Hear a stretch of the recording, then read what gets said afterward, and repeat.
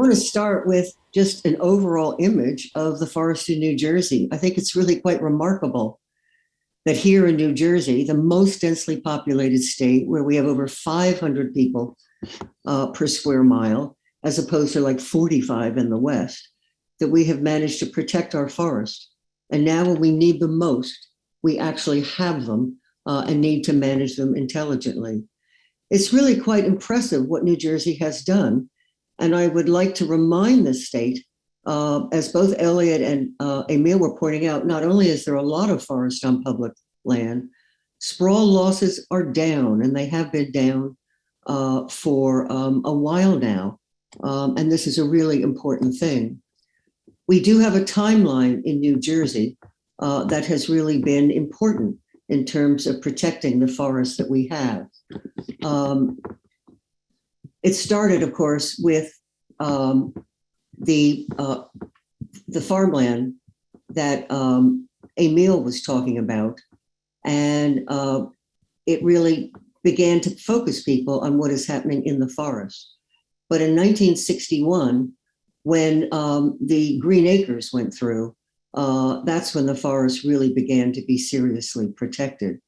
The Green Acres money was intended for recreation and natural resource conservation, and the taxpayers in New Jersey have quite remarkably continued to fund this year after year after year. I think it's an extraordinarily popular program, and it's really important to see this happening in New Jersey. Of course, the Pinelands Act came in 1979, which was crucial to protecting the pinelands and the incredible water supply there, followed by the Highlands Act in 2004. These are the reasons that we have the forests that we have. And one of the most important things recently was the forest stewardship plans for private land, because it opened up a lot of opportunities to manage private land differently. Unfortunately, since 2010, these forestry stewardship plans, as well as the woodland management plans, have been used on public land, as Elliot noted, with no exemptions and no rules, with really very, very serious consequences.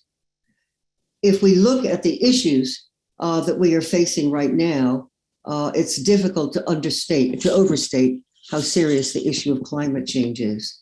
This is a map that I was really moved by, in fact, a whole series of maps from over 30 years ago that talked about the shifting ranges of trees.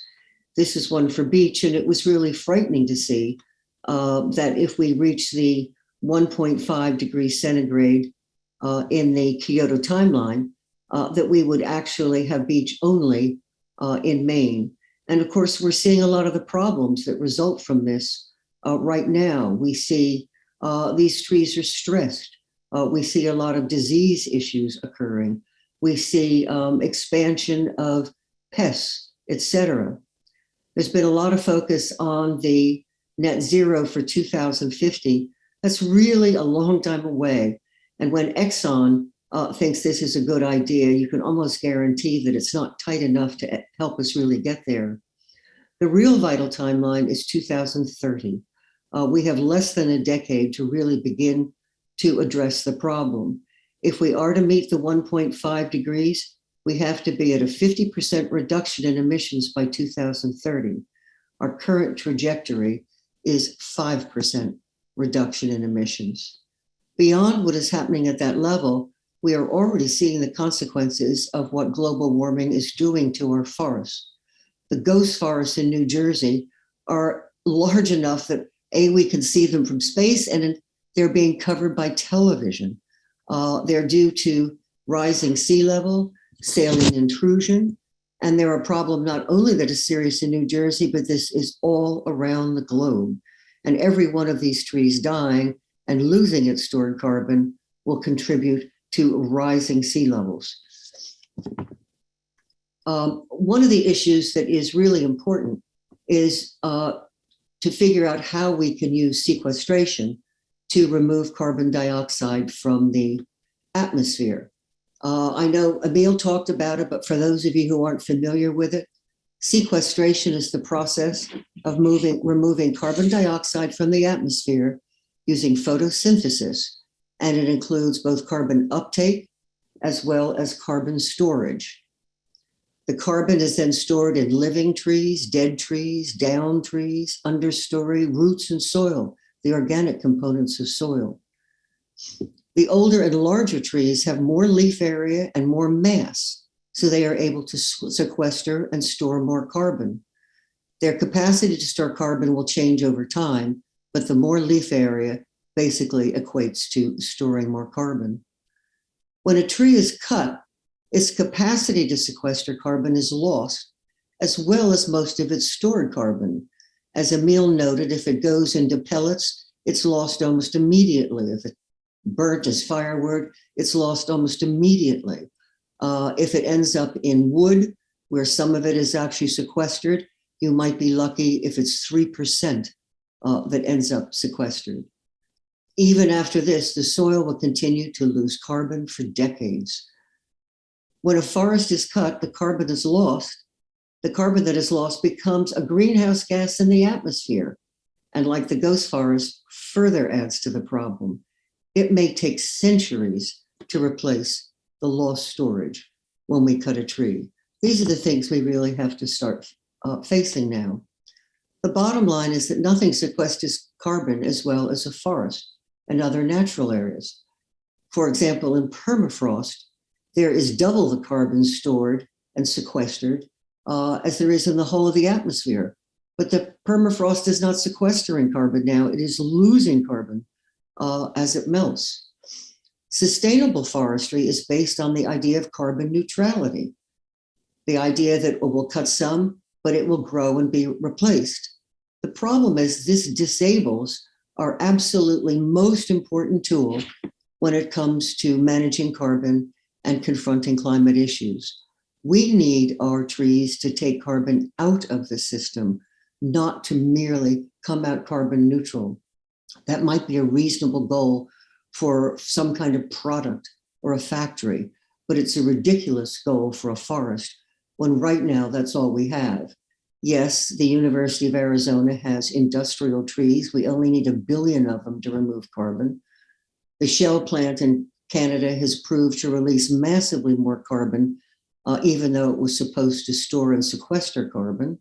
And of course, we have a tree in Germany covered in algae, but these are not going to solve the problem now. We need to be net negative by 2050. We need to go beyond the COP goal of net zero, and trees are the way to do this. We need to maximize forest sequestration capacity in New Jersey with net negative emissions, not net neutrality, not sustainability. You may notice that I've tried to give a number of references here. Obviously, I could supply many more, but I know many of these things are subjects that you really haven't confronted before, and I have them fairly liberally sprinkled throughout. It's important for us to remember what role logging plays in terms of carbon. It releases more carbon than the residential and commercial sectors combined. Logging surpassed coal in carbon emissions recently. Forest harvesting accounts for 85% of the carbon loss from forests. This is a percentage that can be dramatically reduced. If our current practices continue, half of potential forest sequestration by our forests will be lost. And because wood products sequester very little, we're not gaining much with our logging. Self-pruning, which is what nature does, maximizes sequestration. When a tree or a branch no longer pays for itself, it dies. Management is a code word for logging.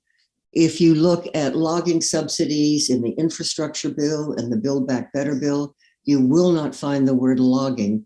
You will find the word management or habitat or wildfire resistance or anything but logging. But in fact, it's all about logging. I too was impressed by this quote from the New Jersey Forestry Association, because it very much epitomizes what people who are in the forestry profession feel about forests, is that they need to be managed. And if your goal is timber, that might actually be true. I was listening to another forester in Pennsylvania use the analogy, it's like managing your car. You wouldn't want to not manage your car and maintain it properly, the same thing is true of a forest, but it's not. As Emil was showing, and as you'll see more in the presentation that follows mine, management increases erosion. It invites invasive species and deer increases. Fire risks are typically increased and carbon loss is increased. Logging does not increase sequestration, despite many foresters claiming that it will. If you look at the forester's approach, you will see that there are a whole lot of websites, et cetera, devoted to climate change. The Northern Institute of Applied Climate Science is a perfect example. And it was, unfortunately, will give you a lot of misinformation, saying things like young forests sequester more than old forests, which is simply not true. One of the things you will notice if you read this is that the idea of not cutting is never really examined. It's all cutting focused. The question is, if we have an issue, how do we modify our cutting to address this issue, as opposed to maybe there's a different solution to the problem? Species suitability is also raised, and not what can we do to truly increase sequestration, as opposed to picking one species over another. Sustainable forestry does not increase sequestration. It's not even intended to. And planting will take decades to do that. If we look at our forests in the Northeast, we can see that, in fact, we do have very high density carbon forests. Those in North Jersey are exceptionally so, but those in South Jersey are also important. You see, they compare with Maine. Of course, Maine's been logging a lot. We need to manage our forests as carbon reserves. Thinning is not needed to manage the health of a forest. It might be needed to manage timber. Young forests don't sequester more than old.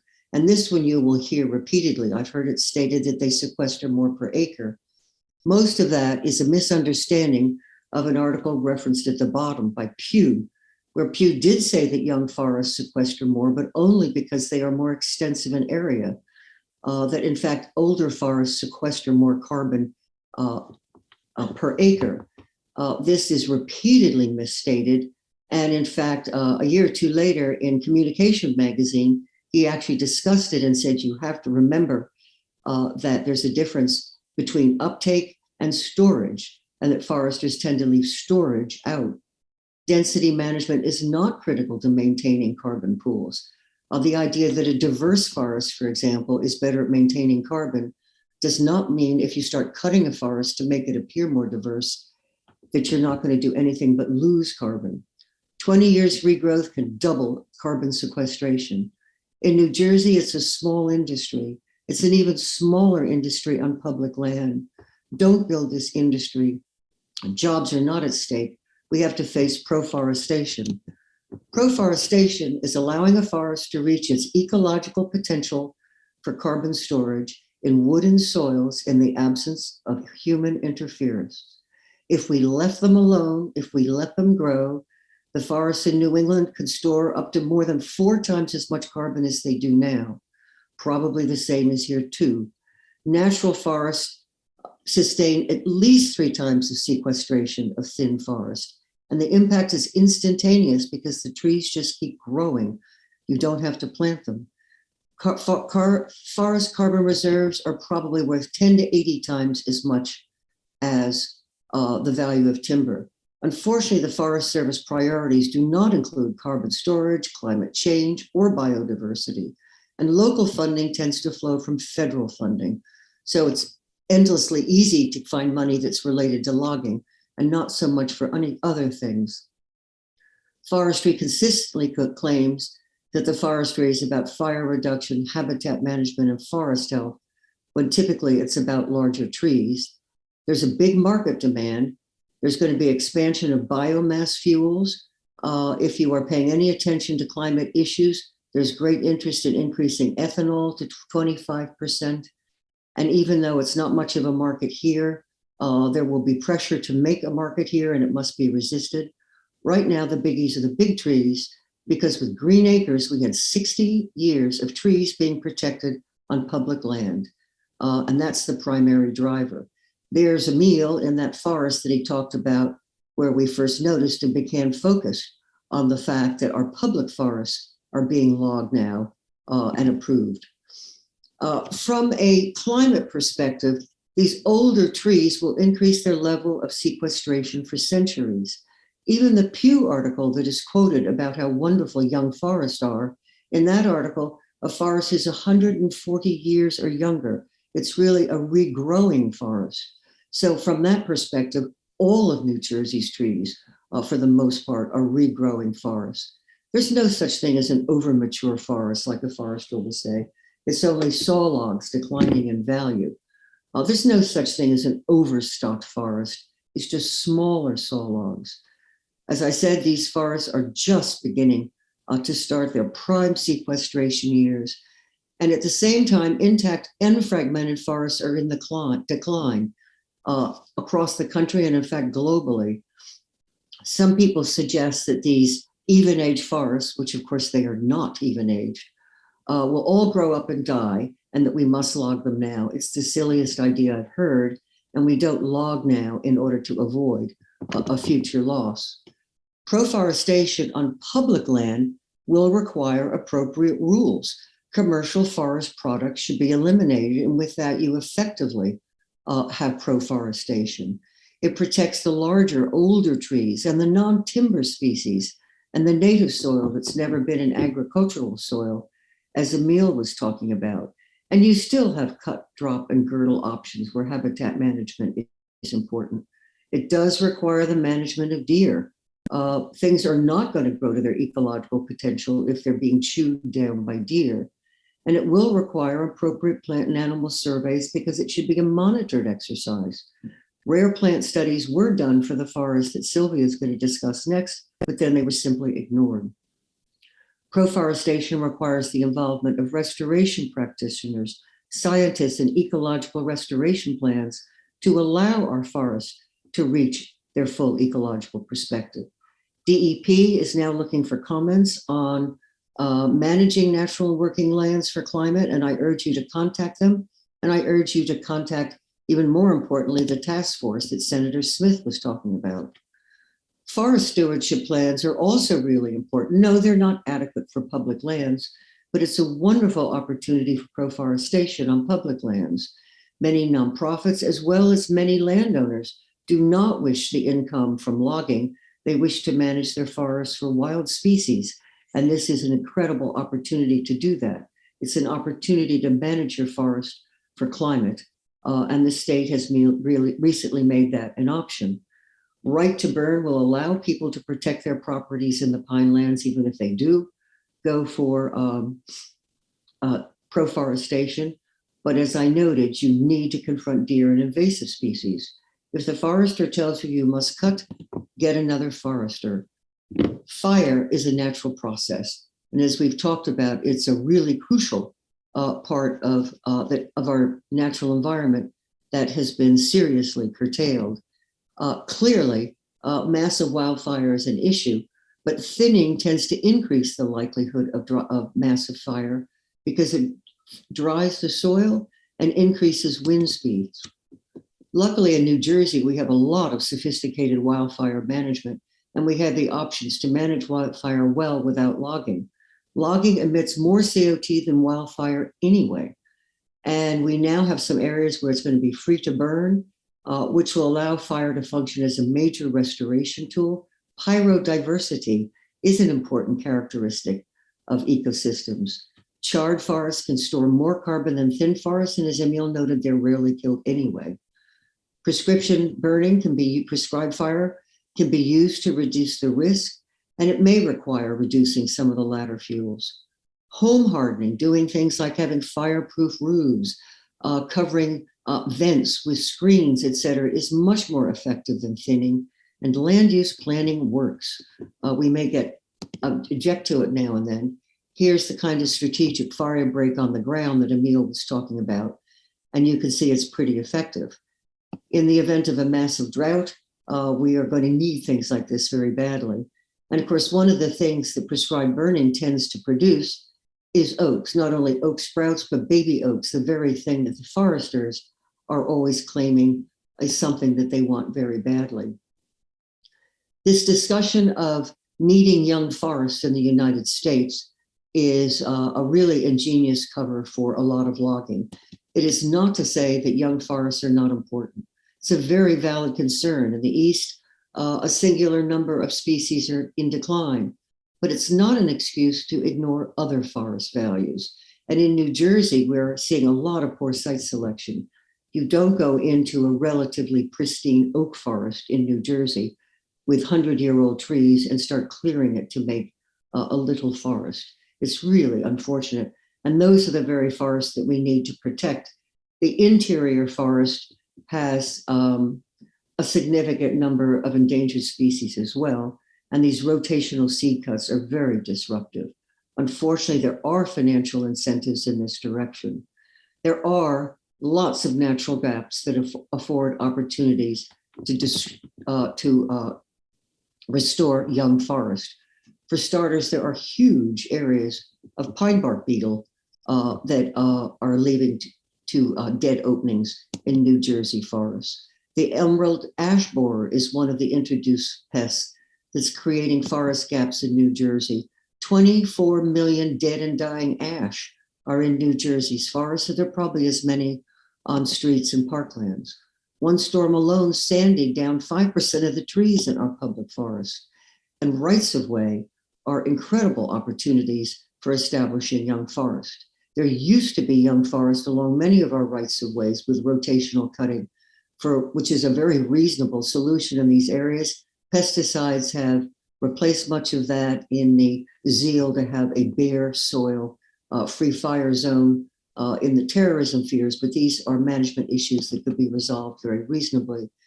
And here's a cut and drop site. We can make gaps without having ridiculous invasions into the forest. The wood that we leave behind is a really important aspect of restoration. Nurse logs and seedlings are well known in the literature of forest restoration, and the importance of wood, because it can be broken down only by fungi and not bacteria, allows the soil food web to develop.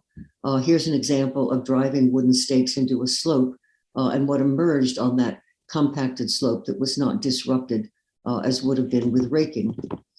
And we have to look at ways that we could introduce more science into our restoration of our woodlands as opposed to logging issues, such as using wood to restore the soil food web.